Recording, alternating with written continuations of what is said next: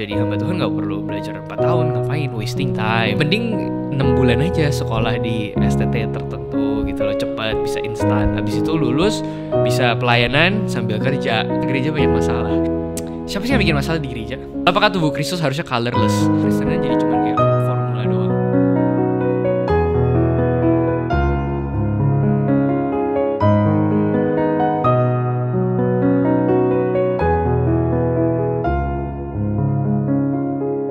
Halo semuanya, selamat datang di Beranda Podcast. Karena di Beranda ada berita baik untuk Anda. Dan kita akan ada di The Journey Series lagi. Nah, sekarang kita punya narasumber yang berbeda lagi nih, pasti. Kita bakal welcome Lauser Rainer Budiman. Gak usah panggil bro aja. Oke bro, ya, kita deket ya umurnya kan? Ya lumayan. Iya, kita lumayan deket loh ya. Oke, boleh introduce kali ya, Ray, buat ke teman-teman kita yang mungkin belum kenal lo 100% ya, atau gimana? Boleh. Halo teman-teman semua, jemaat, Bapak Ibu yang dikasih di dalam Tuhan Yesus Kristus, Tuhan dan Juru Selamat kita. Mantap. Halo everyone.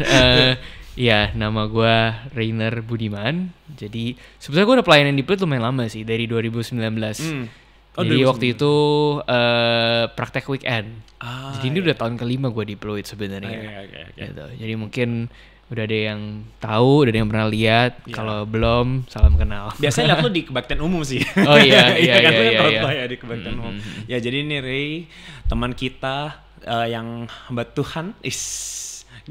Tapi sekarang lo gimana? Kesibukan lo ngapain nih sekarang? Gue lagi bantu-bantu aja sih sebenarnya. Karena aja. ada rencana buat lanjut studi lagi. Oh. Jadi ini summer vacation lah. Oh, oke. Summer vacation. Ya pelayanan sambil banyak family time. Gitu. Family time important sih. Ini berarti lo S2? Gue udah selesai S2. Jadi udah selesai S2? Iya, ini abis ini bakal cabut lagi. Berarti lo mau lanjut ke S3? Wih, mantap. Actually gue penasaran sih kayak kenapa lo mau sih kayak lanjut ke S3? Baik lagi sih, mungkin perjalanan lo kali ya sama Tuhan kayak gimana, kayak lo mau jadi hamba Tuhan, habis itu kayak sekarang lo mau ambil S3, kayak what's the journey? Oke. Sebenarnya nggak pernah kepikir juga sih. Pertama kali gue cuman dulu dapat panggilan jadi hamba Tuhan itu mungkin sekitar 10 tahun yang lalu. Ini tanggal berapa ya? Sekarang tanggal pokoknya Agustus. Iya. Mirip-mirip tanggalnya tuh kalau nggak salah 11 Agustus tahun 2014 itu ada KKR di GKM Mangga Besar. Oh, oke. Jadi berarti almost 10 years ago. 14 Agustus? Iya. Oke. No, tanggalnya tanggal 11 kalau nggak salah. Oh, tanggalnya 11. Tanggalnya tanggal 11. Waktu itu hari Sabtu. Pokoknya Sabtu 2014 Agustus. Jadi ada KKR simple gitu. Nah, waktu itu gue lagi memang aktif-aktifnya pelayanan. And then ya di KKR itu gue merasa somehow kayak tergerak aja gitu pas KKR angkat tangan gitu loh. Jadi merasa ingin mempersembahkan hidup. Waktu itu kan bahasanya gitu kan, siapa yang mau mempersembahkan hidup sebagai hamba Tuhan full time gitu. Dan waktu itu merasa tergerak, merasa Tuhan memanggil gitu loh. Jadi akhirnya 3 years later gue masuk STT dan lulus S1 itu 2021. Bentar, berarti dari 2014 3 tahun lo ngapain? 3 tahun gue sempat kerja. Oh, lo kerja normal dulu? Sempat kerja. Oh, kerja. Berarti gitu. Lo lagi kuliah dong itu pas 2014? 2014 gue, jadi gue sempat kuliah 1 semester. Abis itu berhenti. Oh. Cuti, tapi nggak lanjut. Akhirnya jadi kerja. Selama around 2.5 years. Akhirnya 2017 gue baru masuk STT. Oh. Decisionnya gimana kok bisa masuk STT? Decisionnya ya itu tadi ya, awalnya dari KKR. Sebenarnya tapi kalau mau dilihat gambar besar ya sebenarnya bukan cuma dari KKR itu sih. Memang bibit-bibitnya mungkin udah ada dari dulu gitu loh. Karena gue lahir di tengah-tengah ya keluarga hamba Tuhan gampangnya gitu. Jadi kakek, opa itu hamba Tuhan gitu. Jadi dari kecil tuh udah punya exposure yang besar. Ya gue tahu dunia pelayanan seperti apa dan sebagainya gitu loh. Jadi dari kecil mungkin nggak sadar punya bibit mau melayani gitu. Ya. Oke, berarti lu dari awal itu emang udah di keluarga sendiri juga okay with that gitu. Actually keluarga nggak okay with What? Ya. Jadi pas gue mau masuk STT waktu itu, jadi ya memang Jadi gerejanya keluarga gua dan gereja kita tradisinya sedikit berbeda. Gitu. Okay. Jadi intinya ya tradisi keluarga itu tradisi gereja keluarga itu menganggap ya jadi hamba Tuhan nggak perlu belajar 4 tahun, ngapain wasting time. Maksudnya ngapain lu kayak STTRI gitu. Jadi wasting time, mending 6 bulan aja sekolah di STT tertentu gitu loh, cepat, bisa instan. Habis itu lulus bisa pelayanan sambil kerja, karena dulu nyokap bilang lu kan kepala keluarga, bakal jadi kepala keluarga, anak laki, anak paling gede lagi gitu loh. Jadi sambil kerja kalau bisa gitu. Jadi ada penolakan di sini. Ada penolakan. Ya itu lumayan tensionnya lumayan lama ya, 2,5 tahun lebih ya. Oh berarti masa lu kerja itu dong? Iya betul. Berarti sama 2,5 itu lu ada tension sama family. Betul.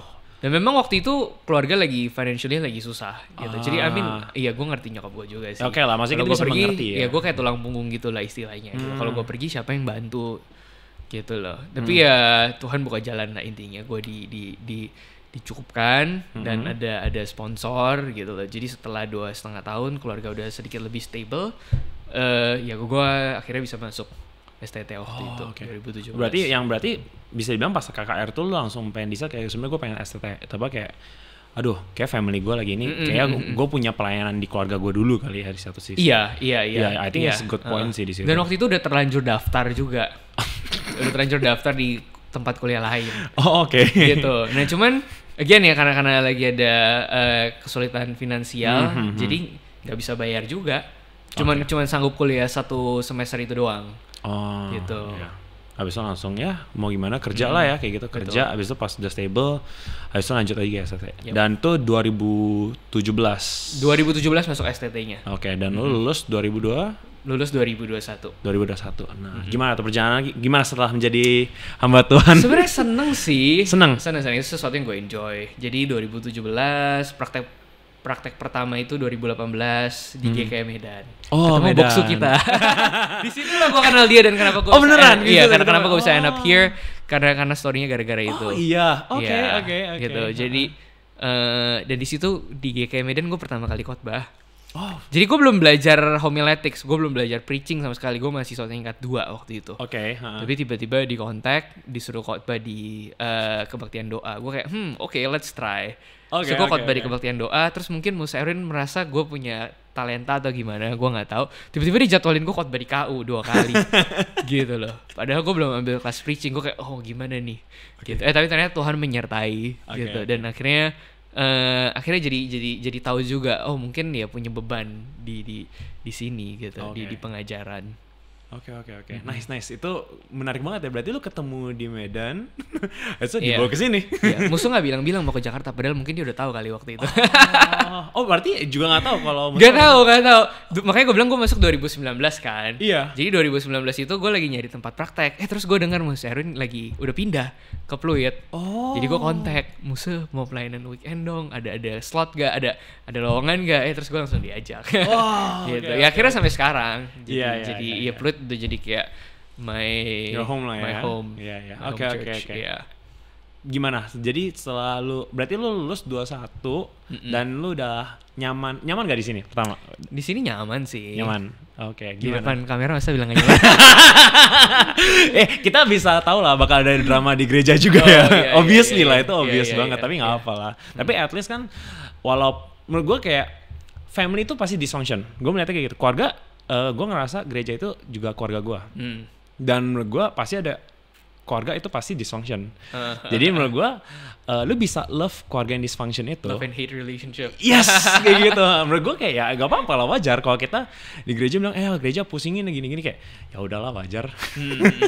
Keluarga kita juga kan kayak gitu. Tapi tetap ada love di situ. Dan menurut gue ketika kita di posisi tempat yang tanda petik dysfunction ya, dysfunction atau nggak nyaman gitu, tapi kita bisa belajar loving them. Itu kan bukan sesuatu yang luar biasa ya kayak gitu kan. Agree kan. Walaupun ya. bukan berarti kita menjustify abuse. Itu juga penting ya. Karena kan kalau kita yang bertumbuh di dalam lingkungan atau keluarga atau pertemanan yang toksik gitu loh. Ya kondisi di mana kita di abuse dan sebagainya, itu juga nggak menjustify. Ya nggak apa-apa gue belajar mencintai mereka di tengah-tengah ketika mereka abuse gue. Like gue nggak agree sih kalau gitu. Ya cuman ya ada tension itulah. Ya. Mungkin gini kali, love sendiri ya. Love itu kan kadang-kadang bukan berarti kita tolerir doang. Tapi love itu benar-benar kayak menegur juga love. Betul, memperbaiki. Memperbaiki juga love. Yes. Yeah. Makanya tegur gerejamu. Enggak. Oke. Terus gimana perjalanan lo? Jadi kayak lo udah lulus langsung. Oh, lo berarti weekend di sini. Habis itu udah lulus langsung ke sini. Gue lupa sih actually. Jadi gue weekend 2019 sampai COVID. Nah COVID itu gue udah selesai skripsi, itu waktunya praktek 1 tahun. Jadi biasa kita yang ke STT itu terakhir itu praktek 1 tahun sebelum wisuda. Nah itu yang 2020. Itu 2020. Jadi gue masuk sini itu pas COVID. Pas COVID. Oh pantas gue nggak lihat pas lu. COVID. Ya, karena COVID. Terus abis itu gue sempat ditempatin di PIK beberapa lama kayaknya. Abis itu gue cabut lanjut S2 gitu. Gimana rasanya setelah jadi hamba Tuhan at that time? Rasanya sebenarnya gue merasa sih gue menjalani panggilan yang tepat lah. Gitu loh. Ya walaupun again it's not a perfect environment, it's not a perfect world, tapi yes, definitely. Ya gue menikmati lah keseharian di gereja gitu loh. Keseharian di gereja. Terus lo lanjut S2 atau gimana? Gue udah selesai S2 kemarin. Bukan, waktu itu yang 2000. Oh iya, gue lanjut S2. Kalau nggak salah lo nggak langsung lanjut kan? Lo kayak ada something. Gue sebenarnya mungkin berapa ya? Beberapa bulan sih, bulan. Iya. Berapa bulan dulu kan baru lanjut kuliah kan? Gue lulus 2021, gue berangkat 2022.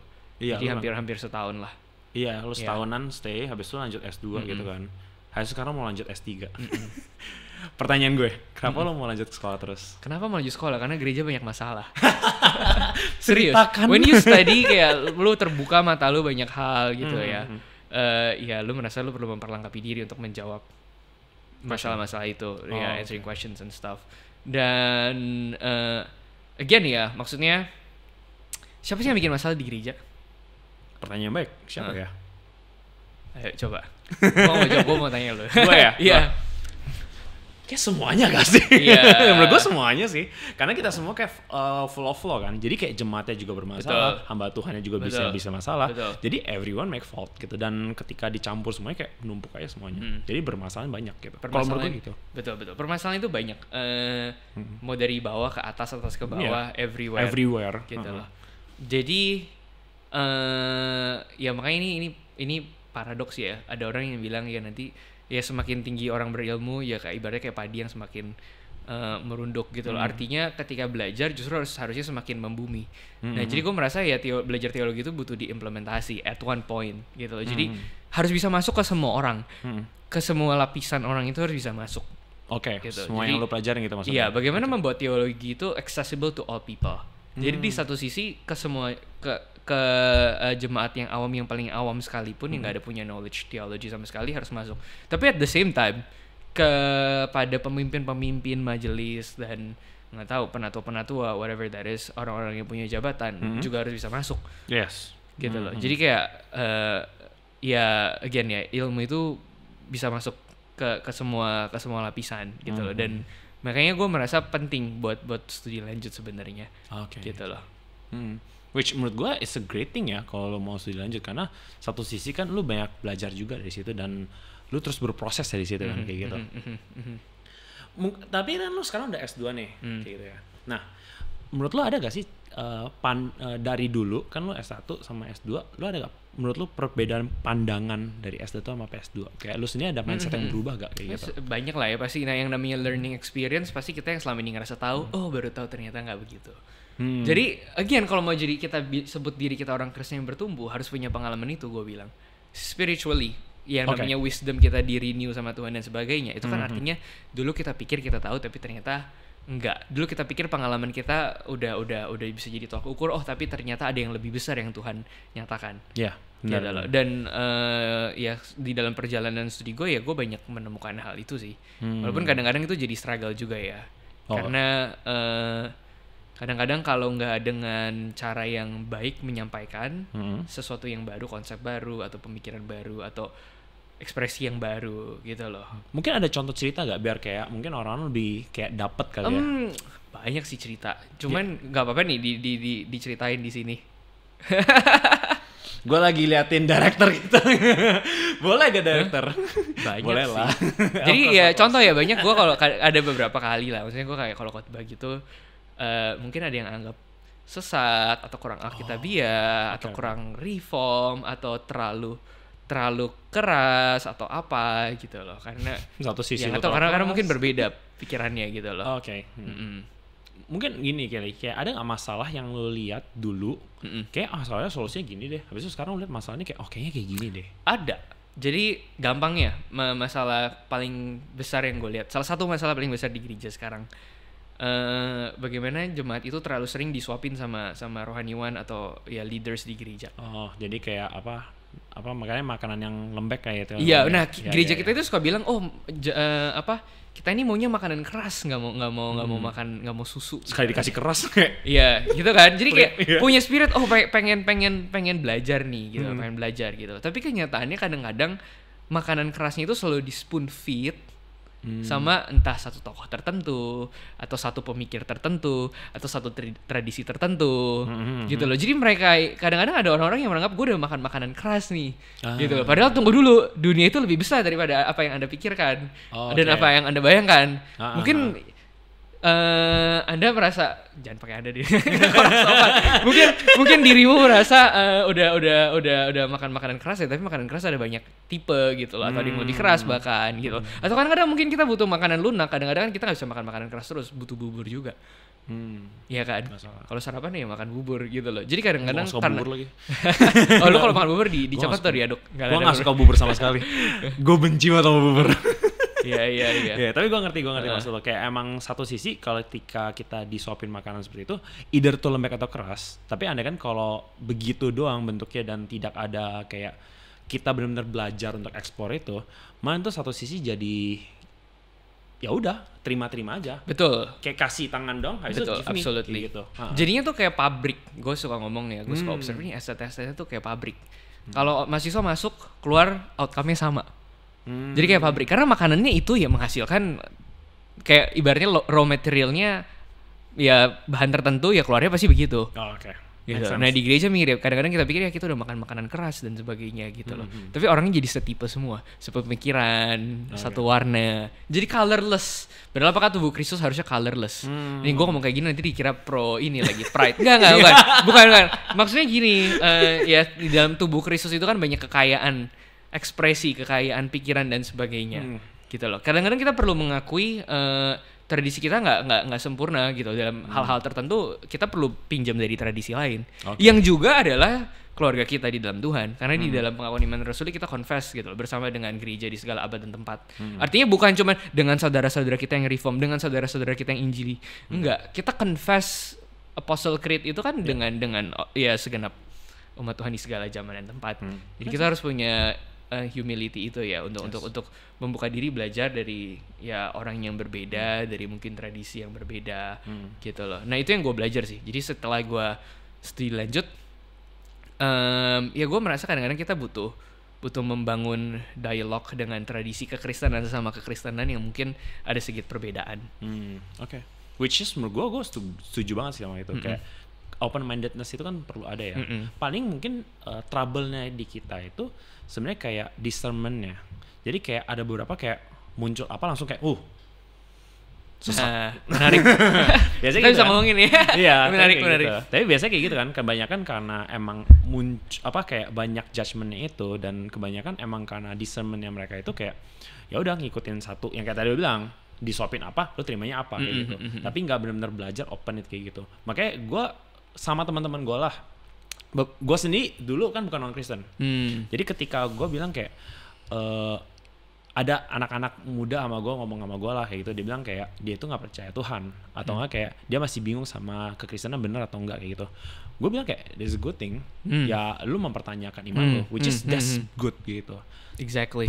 Dan gue to be honest buat gue sendiri personally, gue percaya sama mereka, gue percaya sama kekristenan itu is the truth gitu. Jadi kalau lu mau challenge, silakan challenge. Balik lagi, kalau lu punya doubt, lu punya apa, go for it, nggak apa-apa, it's okay. But the problem is, lu jangan pernah stop. Seek the truth, buka, belajar. Dan ketika lu belajar and everything, you'll find the truth kayak gitu. Jadi menurut gue kayak it's okay feel that. Karena menurut gue is beautiful and is healthy. Untuk kita doubt dan kita mikirin kayak sebenarnya kekristenan bener ya buat diri kita. Bener gak sih kekristenan gini? Dan lu belajar ketika lu berproses, lu bisa nanya hamba Tuhan. Kita banyak kok resource menurut gue, buku-buku hamba Tuhan. Dan ketika lu belajar kayak gitu, ya Tuhan berproses dalam hidup lo. Betul. Exactly. Makanya yang lu bilang tadi, ask questions, ya itu alasan kenapa gue mau studi lanjut gitu. Karena I have questions to ask, of course gitu loh. Dan ya itu spirituality of learning ya. Kalau kita nggak pernah punya pertanyaan baru, ya kekristenan jadi cuman kayak formula doang. Oke. Gitu loh. Boleh nanya gak, waktu itu lu bilang kayak lu punya apa kayak questions ya? Questions itu waktu itu apa? Banyak sih masalah terutama gue concern dengan kehidupan di gereja ya. Gue kayak melihat kenapa kita tahu apa yang harus kita lakukan. Alkitab itu jelas mengajarkan misalnya, tapi kita nggak bisa melakukannya. Gitu loh. Jadi banyak gereja yang bilang ya gue paling alkitabiah ini dan itu, tapi ada hal-hal yang terang-terangan mereka langgar. Gitu loh. Oke. Jadi lu punya gitu high view of scripture itu nggak menjamin hubungan lu sama lu berkenan di hadapan Tuhan istilahnya. Lu punya high view of doctrine itu nggak menjamin. Nah orang-orang ini seringkali kan pikir ya yang penting makanan keras, high view of doctrine, high view of scripture, high view of teaching. Tapi gue sering melihat kenapa orang-orang yang seperti itu justru kadang-kadang nggak healthy. Kadang-kadang itu yang bikin di gereja itu jadi tempat yang nggak safe. Gitu loh. Jadi kan berarti problemnya ini bukan high view of scripture, bukan yang penting punya high view of doctrine. Ini masalah yang lebih fundamental gitu. Mungkin ini masalah spirituality. Mungkin ini masalah bagaimana kenapa banyak gereja-gereja Chinese evangelical itu sangat tertutup terhadap dunia di luar. Mungkin punya trauma karena 98 dan sebagainya. I can mention it gitu. Ada banyak hal gitu loh. Jadi sebenarnya gue lihat di permukaan, di surface kita seperti orang yang beribadah kepada Tuhan. Tapi ya Tuhan juga bilang di perjanjian lama kan, ya aku gak butuh persembahanmu karena aku tahu isi hatimu seperti apa. Gitu loh. Tanganmu berdarah sebenarnya gitu. Nah terus gue mikir kadang-kadang kita yang si paling alkitabiah, si paling doktrinal gitu, jangan-jangan tangan kita juga menyimpan darah. Iya kan? Ya. Gitu loh. Nah the question is, mungkin ada 2 question ya dari gue kayak gini, kayak gimana lo tahu kalau gimana kita ngecek diri kita. Jadi gue nggak bilang gimana lo tahu, jangan, karena kita lebih ngejudge orang lebih gampang ya.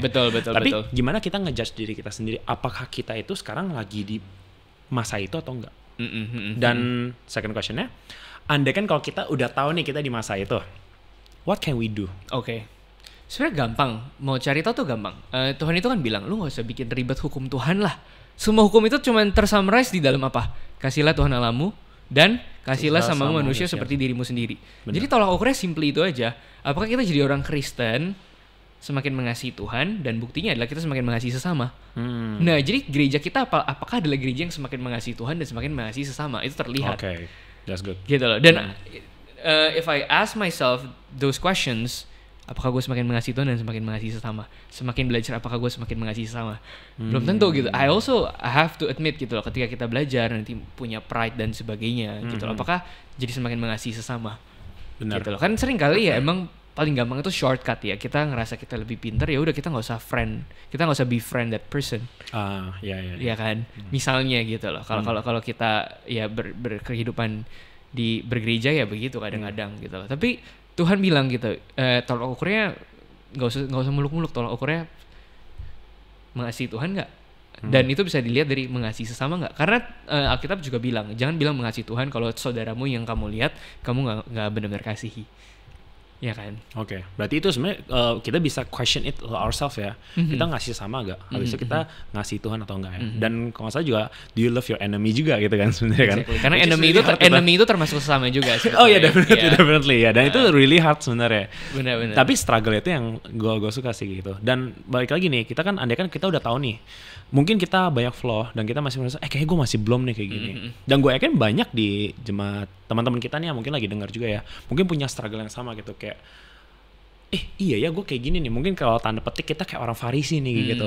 Atau mungkin kayak gue judgmental banget ya. Gimana nih? Maksudnya kayak mungkin lu ada gak word of encouragement buat mereka? Atau mungkin kayak pointer-pointer gitu sih buat mereka, kayak gimana nih kayak supaya kita bisa gak judgmental, atau gak kita itu juga bisa lebih open minded dan mungkin ya lebih bisa discern and everything sih. Oke.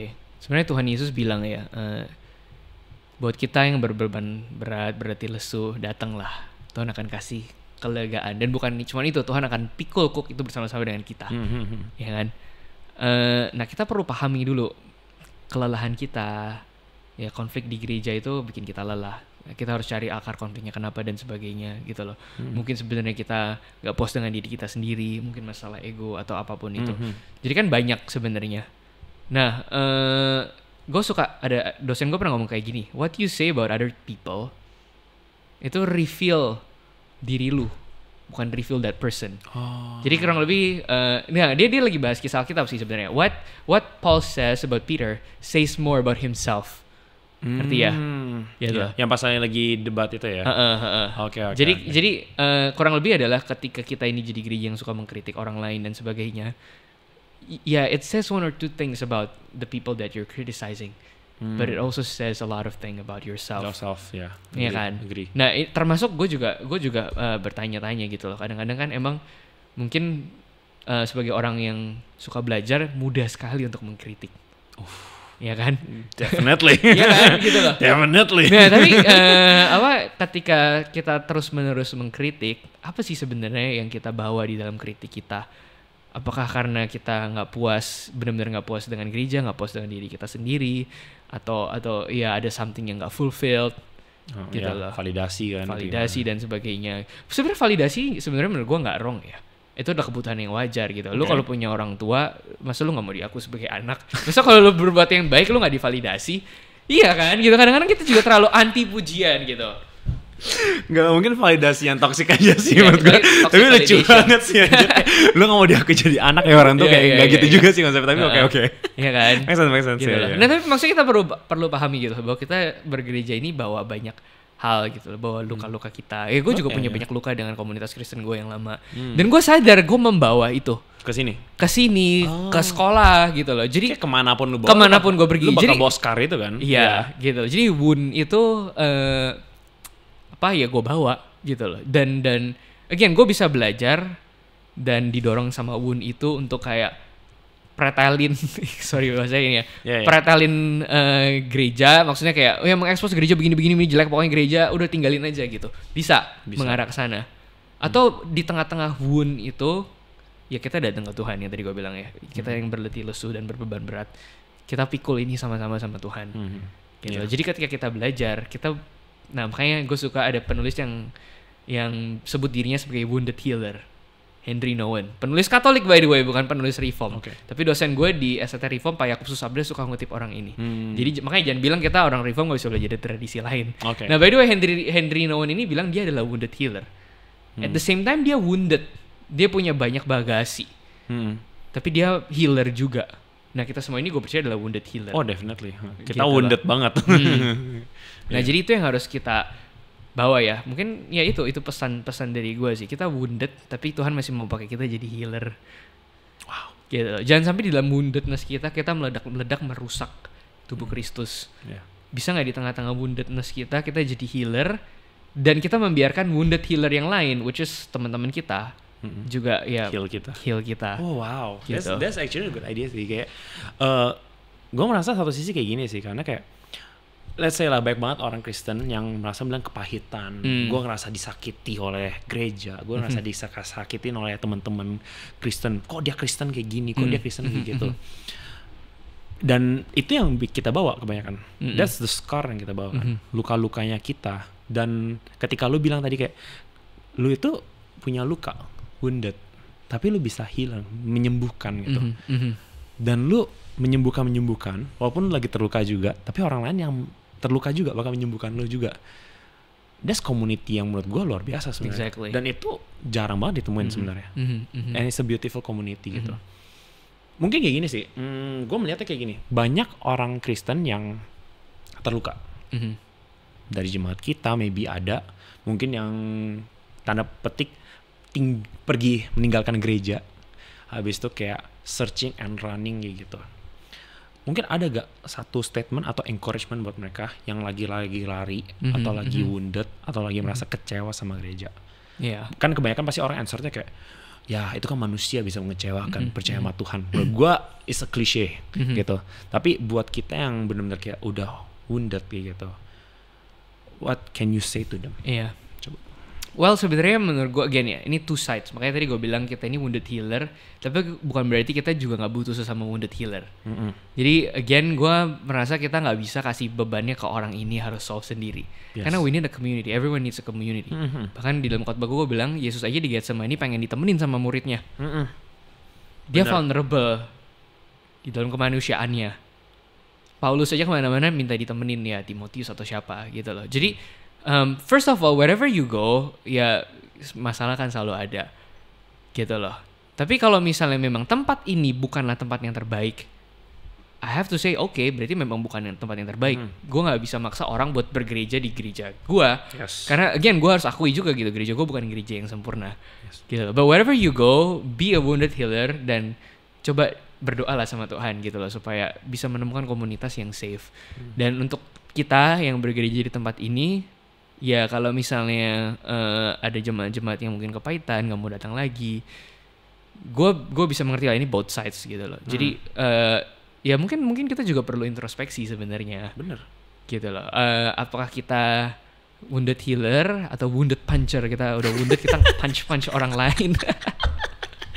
wounded hater. Iya. Gue wounded nih, lo orang juga harus wounded. Iya gitu.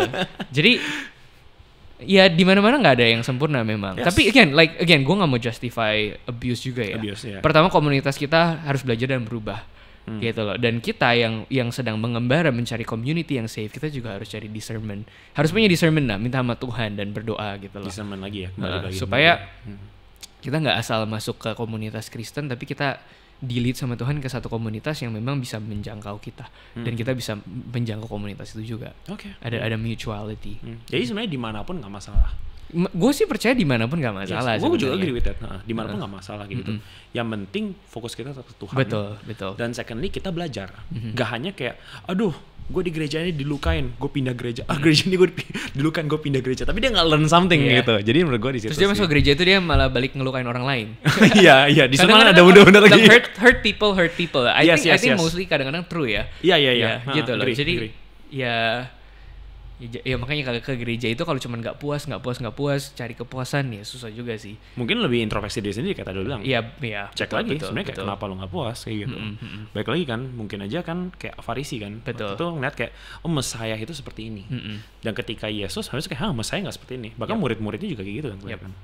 Jadi menurut gue kayak sometimes kita bisa introspeksi diri sendiri dan I think that's a good thing sih kalau kita bisa ngelakuin itu. Personally and communally, I think. Personally and communally. Kita sebagai satu komunitas kita juga harus introspeksi, kita sebagai individual juga harus introspeksi. Gitu. Again, ini bukan PR satu orang bisa selesaiin semuanya gitu. Makanya namanya tubuh Kristus kan, satu luka yang lain terluka, gitu loh. Artinya ini kita bukan jadi lone fighter, gitu. Bahkan ke satu sisi kayak gini sih, andai kan kalau lu terluka ngomong aja menurut gua.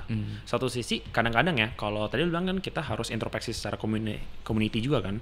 Well sometimes kita nggak bisa kan introspeksi karena kita nggak tahu. Sebenarnya kan kebanyakan kayak gitu, kayak mereka nggak sadar ngelukain seseorang ini. Dan ketika orang ini kabur segala macam, mereka nggak kasih tahu kalau mereka itu lagi ngelukain dia. Dan kita juga nggak bisa introspeksi karena mereka nggak tahu kayak gitu. Jadi satu sisi menurut gua a good communication itu important juga sebenarnya.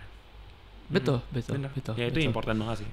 Jadi ya nggak tahu sih buat teman-teman kita yang lagi dengerin ya.